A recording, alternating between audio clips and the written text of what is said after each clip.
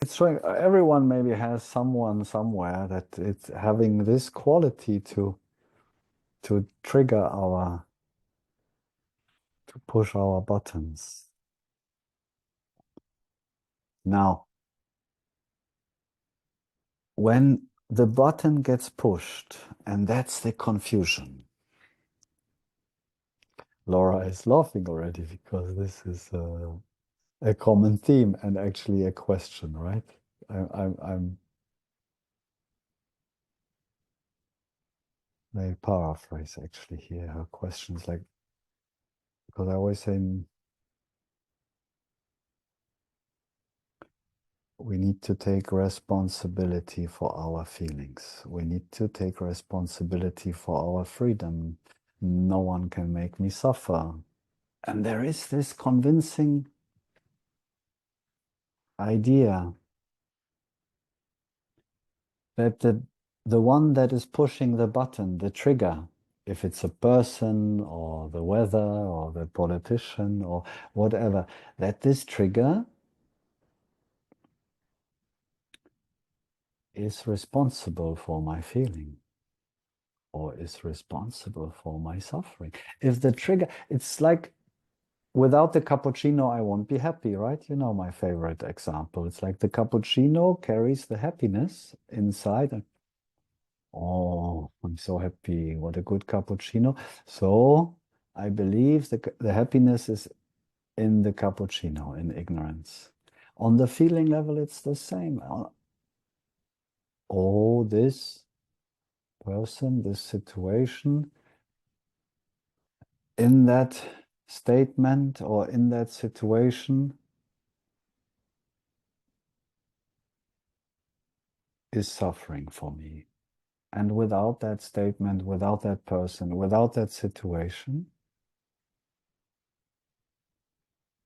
I wouldn't be suffering. So where's the confusion here?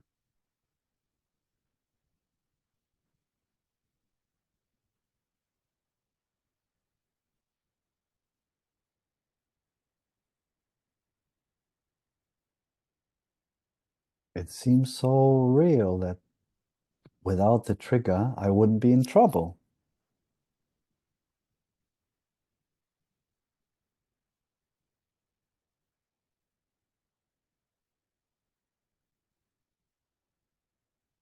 So it's a bit multi-layered, the answer to this question. I would say that, as we said in the satsang today, certain feelings of contraction from the old idea of a separate me will emerge for quite a while. So certain buttons, when they get pushed, will create the reaction. So in that sense, we could say it's like, okay, this button, it seems it has caused this reaction in me.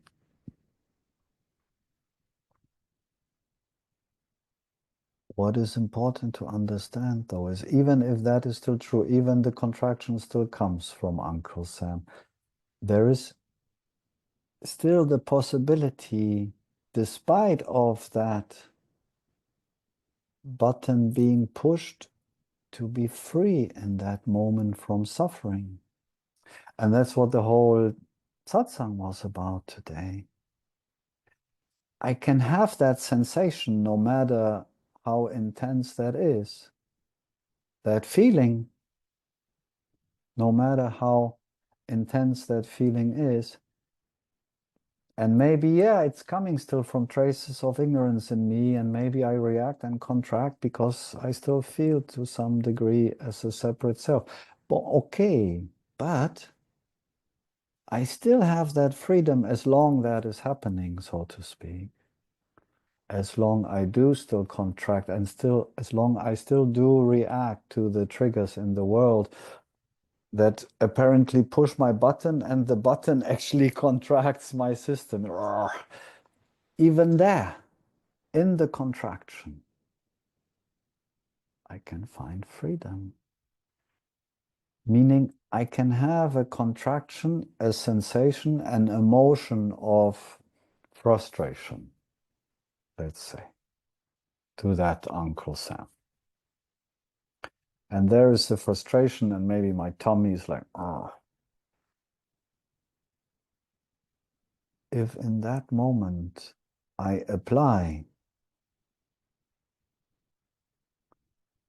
my understanding of not being a person, and I come back, so to speak, to my impersonality, to myself, and allow that contraction in that moment to be contracted, to be tense, to be frustrated, and allow the thoughts that come with it of how annoying he is and what he did to me and he should have had a shower or whatever. And those also just pass by. So there is this sensation, this contraction, there is these thoughts, and the impersonal welcoming. In other words, the non-resistance to the situation, to the person, will free me in the moment from my suffering.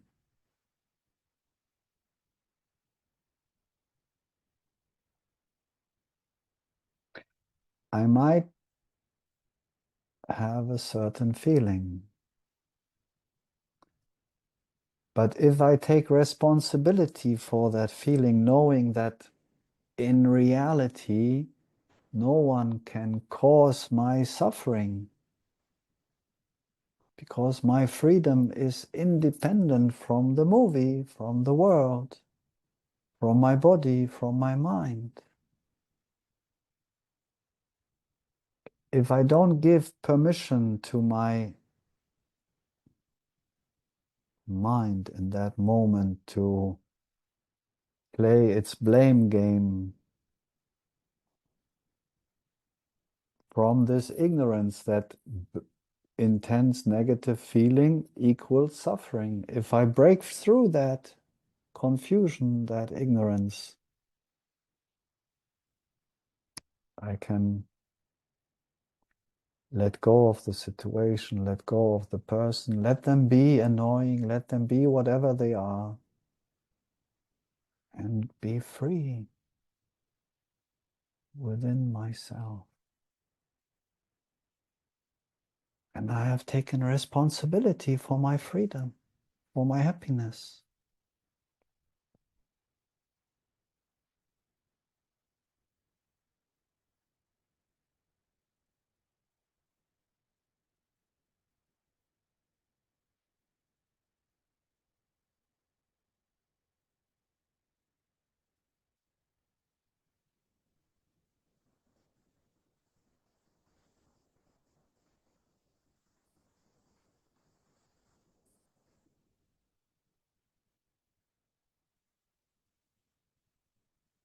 As long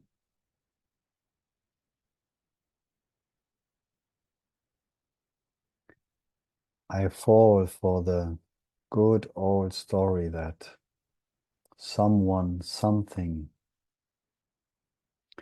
is responsible for my suffering or my happiness. It goes on both sides.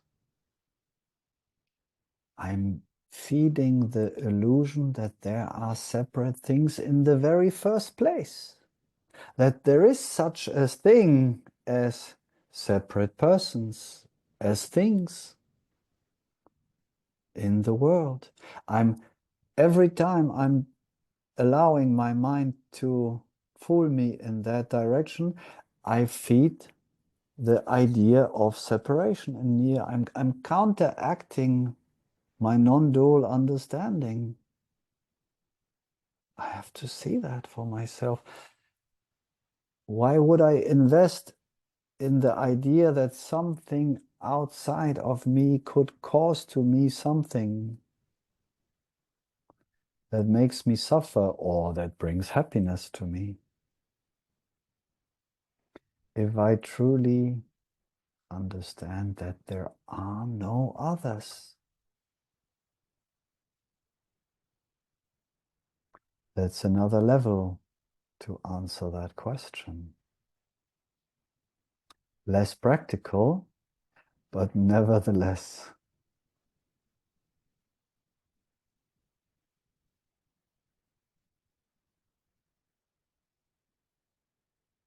what it is.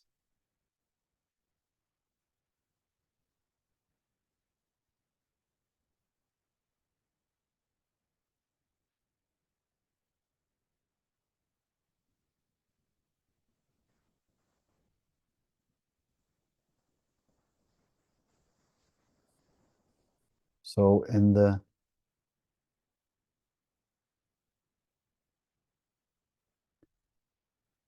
higher sense, a lot of my feelings, a lot of my reactions, the vast majority of it, those feelings that come from a contraction based on a separate me, like frustration, bitterness, anger, the vast majority of them will dissolve in non-dual understanding, and there will be very little left of them. So in that sense, I am also responsible for my feelings, because certain feelings will emerge less in living understanding. But more important is to see that the feelings are not responsible for my suffering. And in that sense, even if I have them, I can still be free in that moment. If I really see that,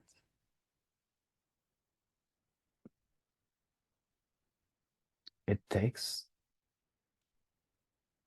so much energy away from the idea of a separate me. It's like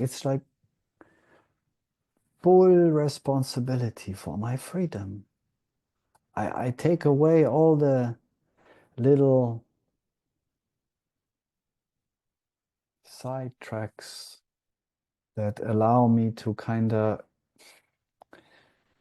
hold on to the idea that there are actually separate persons and things in the world that are separate or other than me. It's very, very powerful if I find the truth of that and stop giving myself that excuse.